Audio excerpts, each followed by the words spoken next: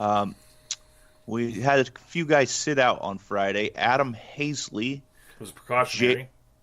J.D. Martinez, He's day-to-day with back spasms. and Matt Carpenter. He was out last night with a shin bruise, but he was available off the bench, so he's the one guy that you're pretty sure is going to play today. Okay, there's also a few guys that missed both Thursday and Friday. Gleyber Torres, His sore shoulder, he's expected not to play today. Sin-Chu Chu, He bruised his hand after hit by pitch and still not back in. Jonathan Villar, He's got right thumb soreness. He's expected back today. Worst case tomorrow. Pedro Severino, He took a foul ball to the head and he's day to day. He does not have concussions though, according to them.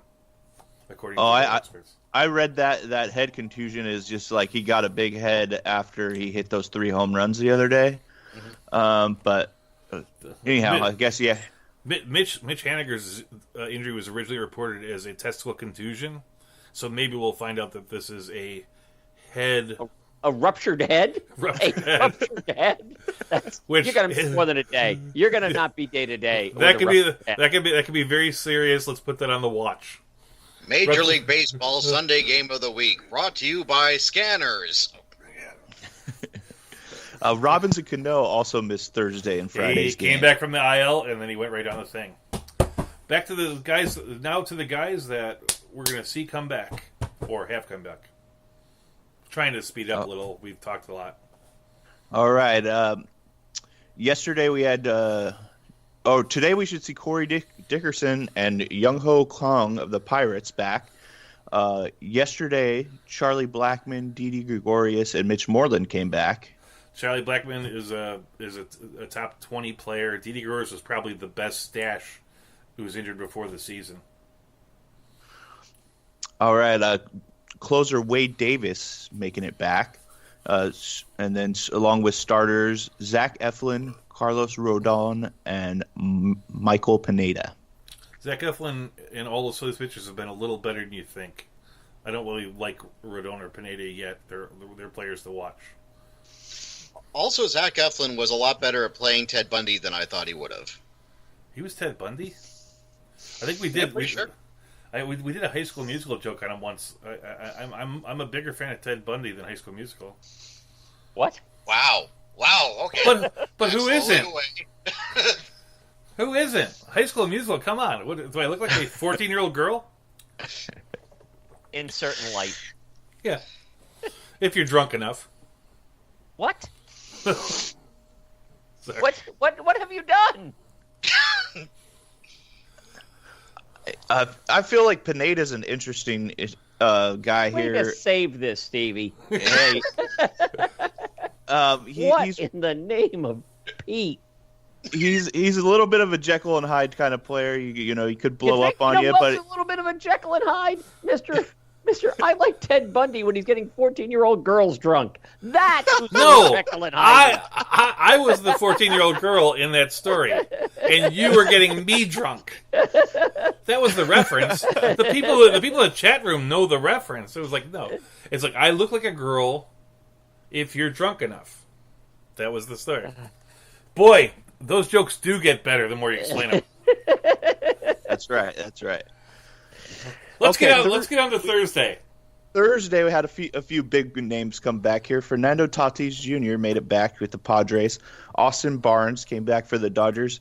And Robinson Cano made it back for the Mets, but it sounds like he's didn't miss Thursday and Friday. Yeah, so see a lot of that going on. Fernando Tatis looked like nothing changed. He was hit right away. Also in my DFS lineup last night. Okay, earlier in the week, we had some lesser-named guys here that came back. Jeff McNeil, Pedro Strop, Chris Davis with the C, Tyler Naquin, Travis Shaw, David Peralta on Monday, Nelson Cruz, Yandy Diaz, and Mitch Garver. All good to see those guys back. I'm amazed how good Mitch Garver actually is. He came back and it was like nothing was changed. He's been hitting right out. Definitely the biggest steal catcher in fantasy baseball of 2019. All right, call-ups. We have Joe Palumbo, starting pitcher for the Rangers. I don't know if you've seen this guy pitch.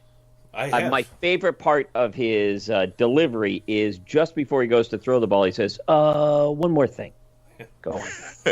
Joe Palumbo is actually, it's like we play in a pretty deep dynasty league, and so he's actually on my radar. He was somebody I was thinking about drafting because I've had my entire minor leagues disappear, and he's a guy that found a couple miles an hour after TJ surgery. He's a lefty that throws 95, 4+ miles per hour, and he's got a good fastball, a good cutter, and a good changeup, a good curveball, a good changeup. I think he's only up to pitch one. He's the 26th man on a doubleheader. You should just watch him pitch. He's not going to stick around to be worth drafting, but he's probably Texas's best pitcher in their minors. At least that's my opinion. Peter Lambert is also very good, and he actually pitched 7 innings, 9 strikeouts versus the Cubs already.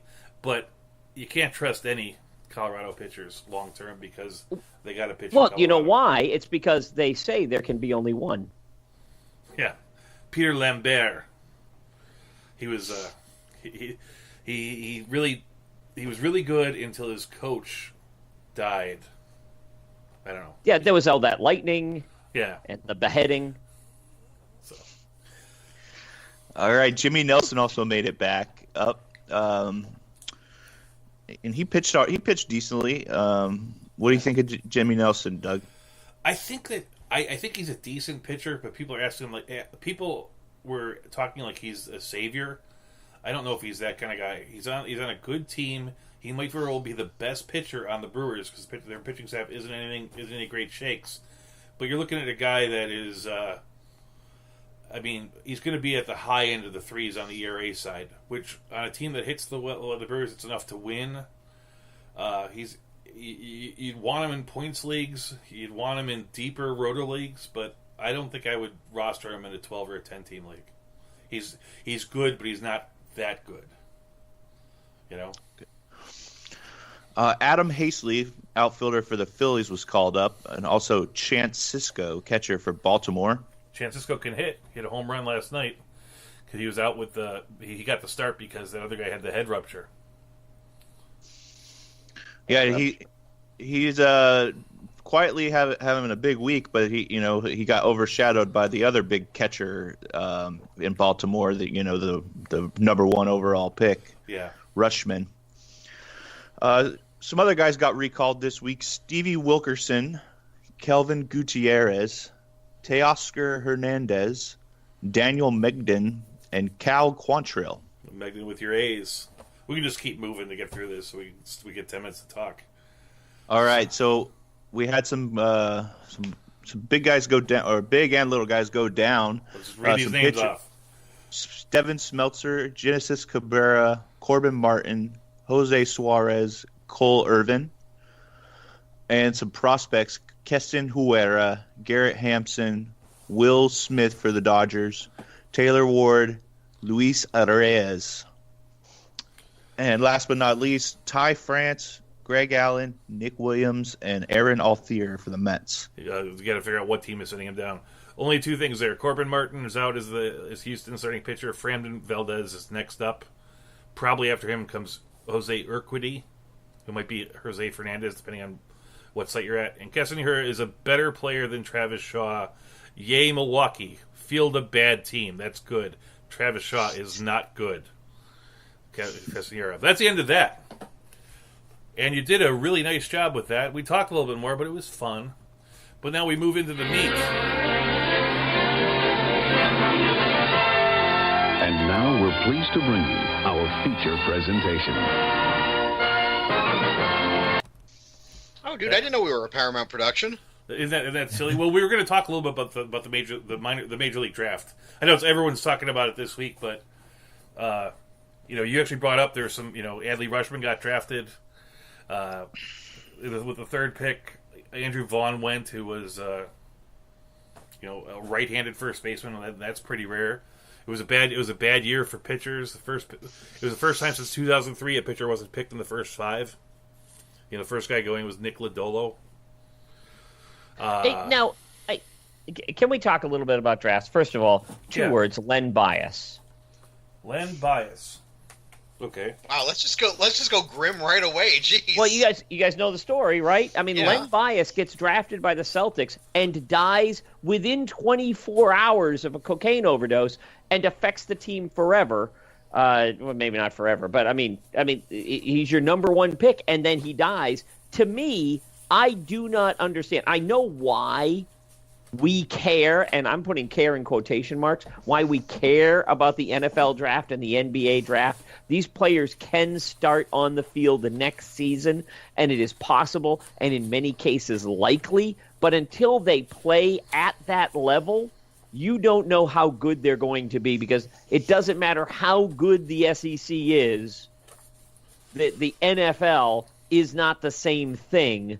The NBA is not the same as playing against college freshmen. See, but that's the crazy in the basketball. That's thing. the crazy thing about baseball is that in baseball, 22 of the 28 guys drafted in the first round played college ball, the same as anybody in the NFL, the same as anybody in the NBA, and then they go on to this other thing, which is actually a better version than that. It's like college football never has the opportunity to have that play in a developmental league. Right. No. And so and people will say things like, you look at leagues like the Japanese league, and they'll say that, like, they play good baseball in Japan, and that's comparable to like AA in America. So you can play a AAA at a higher level, play baseball that is almost major league worthy, and no one cares. It's because the thing which you have to do in baseball, hit a pitch that is thrown at you with a round bat, is literally the hardest thing to do in sports. It's the hardest thing to do. And the people that are at the top level in Major League Baseball pitch a pitch which you have to learn to be able to hit, which you don't have that skill when you're a junior in college. You don't have it. And you certainly don't have it when you're a senior in high school. But I mean, I don't see people like storming out the doors to watch like the college all-star games or to go to like minor league games to see players. It's like, I don't know how. Well, a part of it's because ESPN has made the NFL draft in particular, and they've transferred that model to the NBA, into a thing to make the NFL relevant during the off season. That's the whole purpose of it. It's done during the offseason at a time when it would be otherwise irrelevant, and they make a spectacle of it. They make a thing out of it, and there's no reason for it to be a thing. It should be the NASDAQ of things. Well, there should be 30 different war rooms in 30 different cities, and they should be texting in their answers. I mean, all right, go ahead. I hear somebody else wants to speak. All right. Well, so the thing that I feel like makes the MLB draft different is, these guys aren't guaranteed to sign. You got guys that get drafted 3-4 times sometimes, and so they're not stuck with that team. If they don't like the team that drafted them, then they just don't sign, and then they go play college, and then they get drafted the next year. Yeah, so I guess none of the other leagues have that. Well, doesn't basketball have a thing that if you don't like your contract, you can go back once to your college, as long as you didn't talk to an agent, you didn't sign an agent or something. They have a rule like that, but yeah, there is that. But they also have 40 freaking rounds. I mean, I was like for instance, who the Red Sox picked in the 34th round? Ryan Bernardino. He's the he's the grandson of Red Sox outfielder Dwight Evans. It's kind of neat. But they have all those rounds, so you get those kind of picks. And the truth is, only the guys with signing bonuses, the first 10 rounds are kind of relatively sure to sign. Everything after that is just kind of like, it's kind of marking your territory. I'm interested in you. I want you to know that, and then you can make a choice between going to Vanderbilt or coming to play for the Dodgers. So there is that. Well, we talked about how they get no money in the minors too. So any of those guys that, like you said, that don't get that signing bonus money in the first 10 rounds, they're getting pennies. Yeah, I think that you're limited to $100,000 signing bonus after the first 10 rounds, and that might sound